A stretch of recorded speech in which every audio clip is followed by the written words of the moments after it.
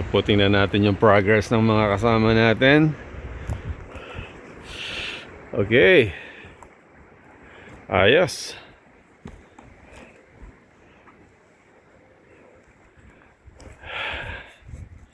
Yan po si Arnel. Ito yung tent niya. Dito sa lugar na to merong naglalakad na mga black bears sa ganitong panahon. Kaya yun ang medyo inaalala namin. Pero wala namang ano dito, wala namang mga brown bears. So yan, halos pang solo lang. Ito maganda yung setup nito, Wing. Meron na siyang tarp, oh. Talagang ready siya kasi pwedeng mamaya baka medyo uulan. Tingnan natin yung dalawa dun.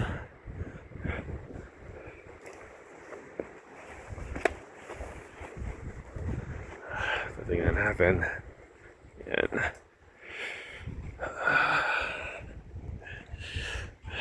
Ito po yung tent natin. Binili ko lang ito sa Amazon noon pa.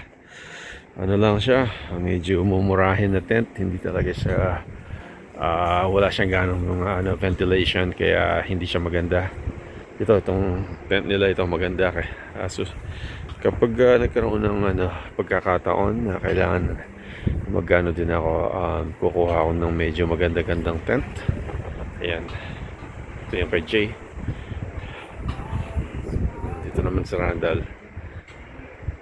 Ayan, so yeah, inisip po namin na medyo dito safe naman siguro sa bear, dahil unless nalalangoy sila, manggagaling doon sa kabila yan papunta dito, pero most likely hindi siguro, kaya okay naman.